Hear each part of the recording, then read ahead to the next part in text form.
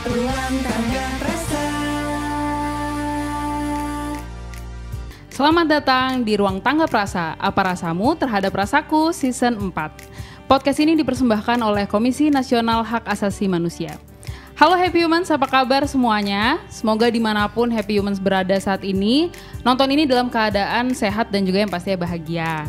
Nah, kembali lagi sama aku Tamaro, dan di sini aku nggak sendirian karena aku ditemenin sama rekan host. Halo, saya Tiar. Halo Mas Tiar, apa kabar Mas Tiar? Baik, alhamdulillah. Kak Tamaro gimana Iya, kabarnya? baik juga, puji Tuhan. Oh iya, dalam keadaan semangat yang ya. berbahagia ya Mas Tiar ya. Baik. Sekarang kita ngobrolin apa nih Kak Tamaro? Iya, kita sekarang akan ngomongin soal AI atau yang sering banget dipakai oleh orang-orang kebanyakan sekarang ini ya. Iya, kayaknya lagi hype juga ya, banyak Iya, AI betul. digunakan di mana-mana ya, gitu ya. betul. Jadi dan kita nggak akan ngobrol berdua pada siang hari ini. Kita kedatangan tamu. Siapa? Kak Siapa Tamaro? tuh? Kak Dimas Prasetyo. Halo, Oke. Kak Dimas. Tapi nama panjangnya Kak Dimas Prasetyo Muharam. Betul ya, Kak? Betul sekali Mas Oke. Tiar. Sehat Kak Dimas? Alhamdulillah sehat. Wah, gimana nih tadi perjalanan ke sini? Seru? Ya agak panas-panas dikit aja lah. Memang Jakarta biasa ya, Jakarta ya. Jakarta.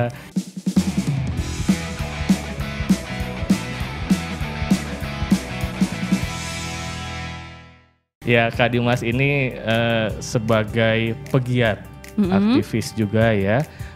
Beliau aktif di bidang disabilitas begitu ya. Iya. Mengadvokasi berbagai kegiatan yang bersinggungan langsung dengan AI nih Mbak Tamaro ya, Betul. begitu ya. Dengar-dengar juga katanya Kak Dimas ini salah satu founder dari Kartunet. Betul Kak Dimas? Betul. Jadi Kartunet itu sebetulnya sudah relatif lama juga sih. Jadi dari 2006 waktu itu Kartunet itu dibangun saya masih kelas 2 SMA waktu itu. 2 SMA, jadi ada 4 orang, ada namanya Mas Irawan Mulyanto, ada Aris dan juga Riko dan juga saya. Nah 3 orang terakhir ini masih SMA semua nih, kita satu SMA waktu itu. Kita SMA di SMA umum dan kita mendirikan Kartunet. Kartunet itu nggak ada hubungannya dengan kartu internet Provider gitu ya, ya, nggak ada. Meskipun pas buka-buka di Google ternyata ada yang pakai itu buat kartu internet juga atau apalah nggak tahu. Karena itu. namanya mirip mungkin. Iya ya. makanya. Tapi Kartunet itu kependekan dari karya tunanetra.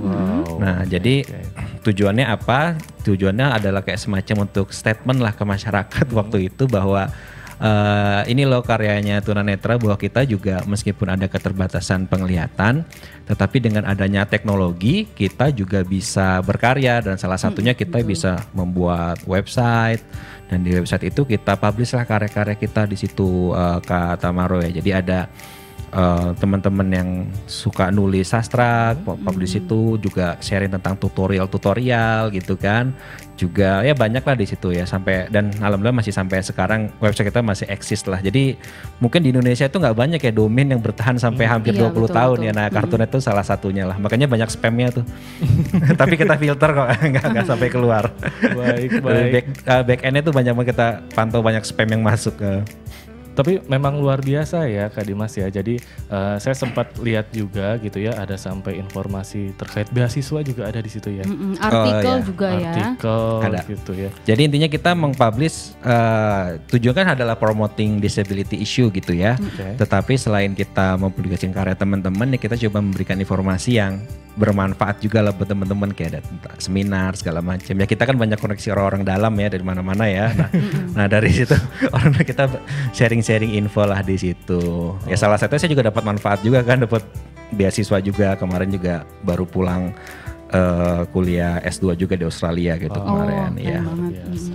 Tapi boleh tahu nggak apa yang melatar belakangi Kak Dimas dan rekan-rekan ya untuk berkarya membuat Kartunet gitu ya, website Kartunet. Sebetulnya ini ada kaitan dengan Komnas HAM nih ya. Gimana tuh? Ya Menarik sebetulnya kayaknya. ini kan adalah salah satu upaya kita untuk mendorong hak kita ya atas informasi kan ya. Iya, Hak kita untuk mendapatkan informasi dan pendidikan gitu ya. Jadi kenapa kita itu membuat Kartunet di situ waktu itu ya, tujuan awalnya bahwa kita ingin bersyukurlah bahwa kita yang kita semua yang pendirinya itu kebanyakan dari Jakarta ya. Betul. Di ibu kota yang sekarang sudah tidak menjadi ibu kota lagi. Nah itu kan kita ya meskipun masih banyak keterbatasan tapi bisa dikatakan overall sudah sangat luar biasa lah yang fasilitas kita dapat entah dari sektor pendidikan, sektor teknologi dan lain-lain. Nah kita sebagai wujud rasa syukur kita ya kita membuat itu untuk berbagi kepada teman-teman yang lain. Karena kita tahu mungkin di luar sana di daerah mungkin banyak itu yang nggak tahu bahwa tunanetra ternyata bisa pakai komputer, ternyata bisa pakai teknologi untuk membaca gambar sekarang dengan AI gitu ya. Atau mungkin tunanetra juga bisa bekerja, bisa berkreasi, bisa menjadi apapun yang dia mau gitu dengan adanya teknologi. Nah itu motivasi awalnya itu sih untuk berbagi informasi tersebut kepada teman-teman. Berarti sebenarnya memang AI ini sangat bermanfaat juga ya Kak ya untuk maksudnya untuk bisa juga menghasilkan karya-karya terutama dari tunanetra itu Betul, sendiri. Kak. Jadi sebelum ke era AI itu kan masih eranya sebelum non AI lah ya. Jadi ketika 2018 ya kalau nggak salah. Dari 2006 itu bahkan kan 2006. Jadi ketika era teknologi itu belum bisa berpikir sendiri gitu ya. Kalau sekarang kan istilahnya machine learning kan. Iya, betul. Jadi mesin itu kita ajarin, dia suruh belajar, nah akhirnya dia bisa berpikir sendiri kan. Sama kayak orang kan. Kita ajarin, kita kasih pendidikan, kasih pengertian, akhirnya bisa berpikir sendiri. Nah mesin gitu juga. Nah dulu itu ya eranya adalah era ketika masih era ini teknologi biasa yang disebut adanya software pembaca layar, screen reader software. Jadi itu yang kita pakai di komputer atau juga di sekarang smartphone gitu ya. Dulu pas masih dumb phone juga masih belum smart itu juga sudah ada juga screen readernya, tapi sekarang udah lebih canggih lagi. Nah itu yang memungkinkan kita dengan aplikasi pembaca layar itu yang memungkinkan teman-teman tunanetra itu bisa membaca dan mengakses komputer. Nah sekarang ketika sudah era AI, wah itu lebih banyak lagi mas yang dimungkinkan. Jadi misalnya contoh gini, dulu screen reader kita itu dia tidak bisa membaca gambar. Jadi saya selalu bilang gitu misalnya kita praktekkan, oh ini ada kok teknologi tentang namanya software pembaca layar untuk teman-teman tunanetra gitu. Tapi saya selalu bilang bahwa kelemahannya adalah ini tidak bisa baca gambar. Nah tetapi sekarang dengan adanya AI, itu sudah bisa membacakan gambar, mendeskripsikan bahkan wajah orang, dia pakai baju apa, dia pakai aksesoris apa. Tapi kalau masalah dia cantik atau enggak, dia kayaknya relatif dia nggak mau kayaknya subjektif soalnya kayaknya gitu kan. Nah termasuk juga baca hal-hal yang dulu penting kita nggak bisa tuh baca grafik. Nah dulu kan nggak bisa, dia baca grafik tuh nggak bisa sama sekali baca grafik. Sekarang dia bisa kayak ini loh, jadi kayak mendeskripsikan kayak ini writing task 1 di IELTS. Nah jadi mendeskripsikan grafiknya itu benar-benar bagus banget gitu, dan itu sangat membantu sekali buat kita sekarang gitu ya. Termasuk kayak misalnya sering nemu nggak mas kalau di salah satu unsur aksesibilitas di website itu kan ini kadang-kadang di website pemerintah nih. Iya, kayak kode captcha. Gitu. Nah, sering kode banget captcha-nya kalau yang internasional kan sebetulnya harusnya ada pilihan kan, selain gambar harusnya ada audio captcha juga. Cuma kadang-kadang di situs publik kita itu kadang-kadang hanya menyediakan yang gambar saja gitu. Nah itu sekarang dengan pakai AI kita bisa minta tolong dia buat bacakan captcha itu gitu. Dan itu benar-benar ini sebuah revolusi sih AI itu buat kita sekarang. Jadi memang sangat mempermudah banget ya. Sangat mempermudah banget dan membuat hal yang banyak yang tadinya tuh ya kita tadinya berpikir bahwa tunanetra emang namanya kita punya keterbatasan visual ya. Persoalan terbesar kita ya pasti nggak bisa baca gambar gitu ya. Tapi sekarang ternyata itu bisa. Jadi kayak misalnya contoh kayak dulu kita mungkin di HP kita banyak foto, kita bisa foto tapi nggak bisa lihat ini foto apa gitu kan. Nah sekarang kita bisa cek nih sama AI ini foto apa, ada siapa saja. Bahkan kan sudah ada face recognition juga kan. Iya. Jadi di handphone kita bisa ngeset nih, ini bisa tolong orang dulu misalnya kan. Ini wajah siapa gitu kan, nanti di chat kasih label misalnya anak saya gitu misalnya kan. Nama saya namanya Mbak Adele gitu. Nah nanti muncul tuh semua foto-foto yang ini foto-fotonya anak saya itu gitu kan, langsung dikategorize sendiri. Jadi memang ya luar biasa lah. Jadi kita nggak sedih-sedih banget lah sekarang meskipun dunia kita tetap gelap-gelap juga, cuman ya alhamdulillah sudah ada kemajuan teknologi yang luar biasa. Ya sejauh ini berarti positif ya Bung ya. Betul. AI. Tapi ini yang menarik nih dengan keterbatasan yang dimiliki oleh teman-teman disabilitas gitu ya, bisa berkarya hingga membuat website yang ya mempromosikan begitu ya karya-karya disabilitas. Bagaimana teman-teman disabilitas ini bisa secara teknis gitu menyusun konten, kemudian sampai bisa merumuskan begitu sampai publish di website seperti itu. Itu ada kesulitan ataukah memang sudah terbantu AI juga? Kalau misalnya bentuknya masih bentuk teks, misalnya contoh kalau di website kan dulu masih di era blogging ya, era blogging kita nulis segala macam. Mungkin persoalan utama kita itu adalah di masalah gambar karena kan ada yang istilah itu namanya search engine optimization kan Mas, SEO. Nah, jadi kan salah satu syarat itu kan kalau kita nulis di konten dan mau konten kita itu bisa ada di rank 1 di Google gitu kan, di page 1, itu kan harus banyak keyword-keyword yang itu tersebar di semua konten dan judulnya termasuk di gambarnya juga harus dikasih namanya alter text. Nah, kadang-kadang kita namanya ada alter text harus milih gambarnya juga kan. Misal kita bikin artikel tentang misalnya contoh tentang informasi kegiatan tunanetra gitu. Mungkin kita mau tambahin foto, ya anggaplah foto ilustrasi tunanetra lagi berjalan di trotoar gitu misalnya. Nah sekarang dengan kita bisa cari gitu, bisa minta, tinggal request aja misalnya, please give me a picture about a blind person walking on the pavement gitu-gitu bla bla bla gitu kan. Ya udah tuh dibikinin deh sama dia, sama si AI gitu. Jadi kita nggak dulu sering jadi kendala begitu teman-teman ketika mau nulis segala macam, mau ngeblog tapi gambarnya gimana gitu kan. Ya sekarang ternyata sudah bisa dibantu sama AI gitu ya. Termasuk sekarang ketika misalnya bikin video tuh juga banyak juga tuh yang bikin video pakai AI gitu kan. Jadi nulis teks terus langsung dibacakan sama artificial intelligence-nya pakai yang voice gitu kan. Voice overnya itu itu kan juga banyak seperti itu juga. Jadi seperti, tapi tetap di era sekarang itu ya tetap yang real ya, yang langsung kelihatan muka sendiri lah gitu kan. Untuk masalah editingnya itu baru bisa nanti dibantu sama AI gitu. Tapi Kak Dimas penasaran nih kalau yang soal Kartunet ini kan banyak banget konten-kontennya ya. Itu kira-kira memang teman-teman disabilitas saja yang bisa menulis atau teman-teman umum juga yang lainnya juga bisa tulis juga? Sebetulnya kita kan konsepnya bahwa segala sesuatu kita pengen itu selalu inklusif ya, selalu inklusif. Jadi di Kartunet itu memang ya most of yang nulis di situ itu ya ini teman-teman tunanetra ya, tetapi ada juga yang disabilitas lain, tapi ada juga yang bukan disabilitas juga ada gitu, yang entah teman kita atau memang dia concern juga dengan isu disabilitas juga gitu kan. Nah itu banyak yang ngirim-ngirim tulisan di situ juga gitu. Jadi memang terbuka buat siapa aja sih sebetulnya. Ya memang luar biasa sekali saya lihat ya, sampai informasi-informasi juga nggak satu arah begitu ya di Kartunet, ada dua arah. Oh ya ada, kita ada forumnya juga sekarang. Ada forumnya.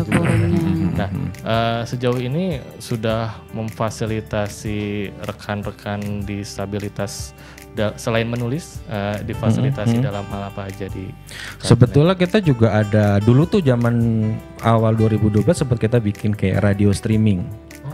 Radio streaming, sempat bikin radio streaming. Cuman kan eranya radio streaming itu kan agak, ya namanya radio itu kan butuh online terus butuh orang yang standby buat announcer gitu kan. Itu kan agak effort gitu ya.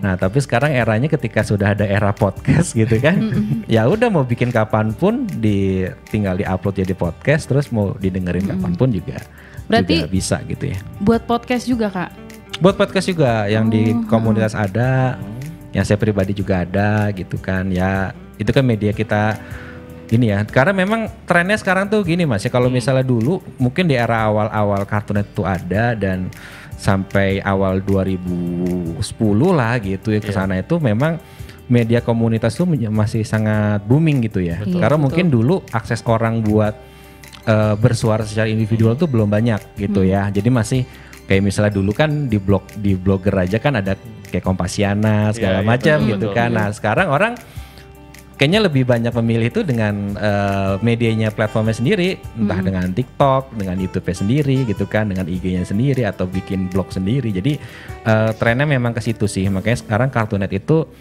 meskipun intensitas untuk publish karyanya karena tadi ya, karena memang sudah banyak teman-teman yang individual gitu kan, karena sudah ibaratnya identitas individu itu sekarang lebih menonjol lah gitu ya, ketimbang zaman dulu yang lebih komunal gitu kan. Nah tapi tetap kita fasilitasi ya dengan sharing-sharing info aja sih ke teman-teman, sharing info gitu kan, info pelatihan segala macam gitu. Oke, ini menurut Kak Dimas nih, kondisi saat ini, perkembangan AI sedemikian rupa. Kak Dimas dan tim juga sudah banyak gitu ya berkarya aktif sampai membuat website seperti Kartunet gitu. Tapi secara umum, ini mungkin subjektif juga tidak apa-apa begitu ya? Boleh dong. Bagaimana pemenuhan hak-hak informasi khususnya kepada teman-teman disabilitas gitu di Indonesia ini? Ya, sebetulnya sih kalau misalnya mau dibilang sudah baik ya sudah baik, cuman tetap masih banyak ruang buat improvement lah ya. Ya, gimana tuh? There's always room for improvement gitu ya. Jadi sebetulnya kan salah satu kewajiban untuk pemenuhan HAM tadi ya, hak asasi kita atas informasi, sebetulnya kan negara juga harusnya hadir ya. Harusnya hadir ya minimal untuk informasi-informasi publik gitu ya, website-website publik itu harusnya memenuhi standar yang namanya standar aksesibilitas. Kayak misalnya contoh yang butuh aksesibilitas secara informasi itu kan ada beberapa yang utama sih, kayak misalnya contoh yang sensorik terutama yang penglihatan atau yang pendengaran. Atau sebetulnya aksesibilitas itu juga yang disleksia itu juga butuh juga. Makanya kalau misalnya kita sering menemukan, kadang-kadang sering ada yang salah persepsi nih. Ketika misalnya membuat website, lalu misalnya instansi tertentu misalnya ingin membuat website, lalu dia, oh kita harus memenuhi ini nih, sudah ada aturannya soal untuk unsur aksesibilitas. Lalu dibuatlah di situ ada kayak semacam website tapi ntar ada screen readernya lagi sendiri, bisa bersuara di situ. Nah kalau buat teman-teman tunanetra itu sebetulnya malah mengganggu karena jadi double suaranya.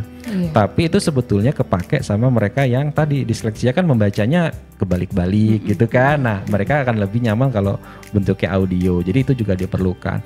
Nah tapi kalau sejauh ini mungkin masih belum terlalu terimplementasi ya, meskipun sudah banyak juga, tetapi masih perlu improvement lah untuk masalah aksesibilitas itu gitu. Karena memang agak beda sih kalau misalnya kayak ada situs-situs dari luar, kayak dulu saya pernah ngecek itu situsnya kayak KPU-nya Australia gitu kan. Itu dia memang menyediakan informasi untuk semua jenis disabilitas gitu ya. Baik yang visual, pendengaran dia membuat video sign language gitu kan, bahasa isyarat. Terus yang tadi ada audio tadi buat yang disleksia atau yang buat lansia gitu lah ya. Jadi kan sebetulnya sifatnya informasi kan universal ya, bukan hanya disabilitas saja, tetapi buat siapapun kayak lansia pun yang ada lebih suka dengan audio, atau mungkin bukan lansia saja, tapi kan tiap orang kadang-kadang gaya membacanya kan beda kan Mas ya. Betul. Ada yang lebih suka audio, padahal dia bukan disabilitas nih ya. Ada yang lebih suka audio, ada yang lebih suka visual. Nah itulah sebetulnya bagian dari pemenuhan hak asasi kita atas informasi, seharusnya hal-hal tersebut juga menjadi perhatian ya. Jadi jangan dilihat disabilitasnya, karena kadang-kadang kalau ngomong disabilitas kayak kesannya ekstra nih, butuh ekstra nih, ekstra. Padahal ini masalah bukan disabilitas, tapi kebutuhan tiap orang tuh berbeda-beda. Bukan hanya disabilitas, yang bukan disabilitas pun kebutuhannya juga berbeda, dan itu yang seharusnya tidak boleh kita tinggalkan sih. Iya, gitu. Ini yang perlu kita suarakan juga ya, kata Maro di Komnas HAM. Jadi memang website-website pemerintah menyampaikan informasi pelayanan masyarakat juga harus memperhatikan tadi mungkin ya. Iya, memperhatikan kebutuhan seluruh warga negara juga ya, terutama ada teman-teman aplikasi yang bisa membantu teman-teman disabilitas. Betul. Ya. Apalagi kalau informasinya lowongan kerja, wah itu harus banget. Iya, betul. betul. Ya siapa tahu nanti bisa bermitra gitu ya dengan Kartunet. Oh siap. Baik. Untuk ada pesan-pesan untuk Happy Human. Iya, oh iya, Happy Human saya nonton itu Happy Human, keren juga sih. Tapi nggak happy yang lain ya. Oke.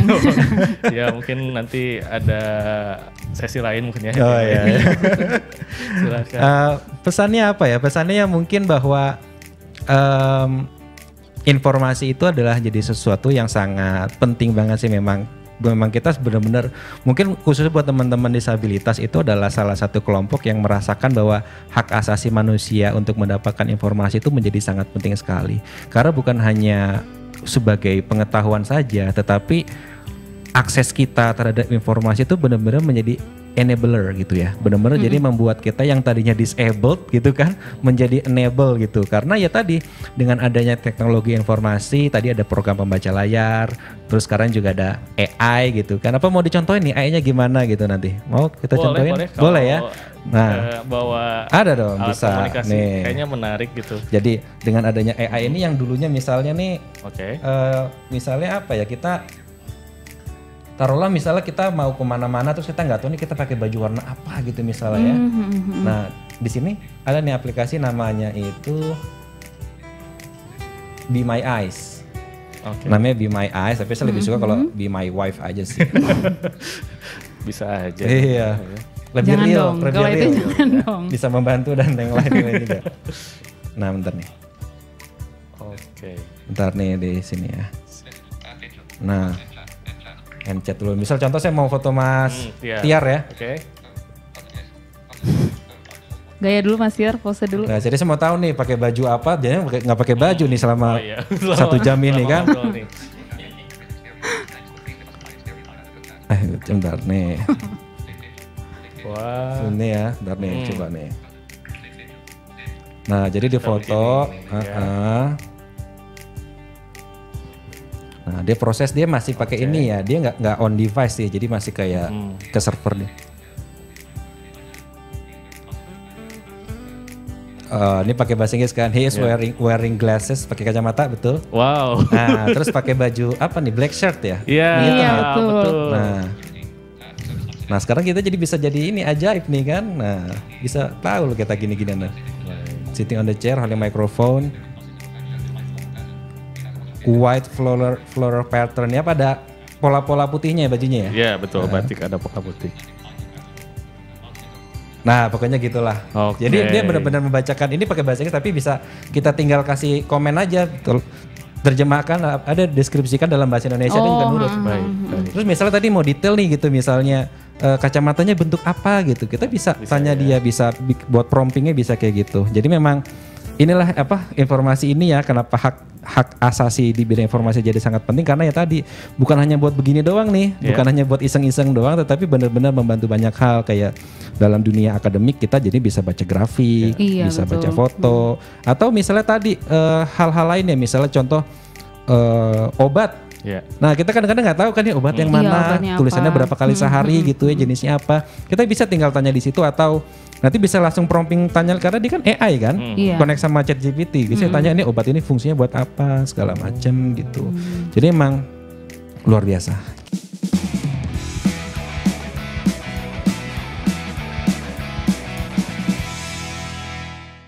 Baik.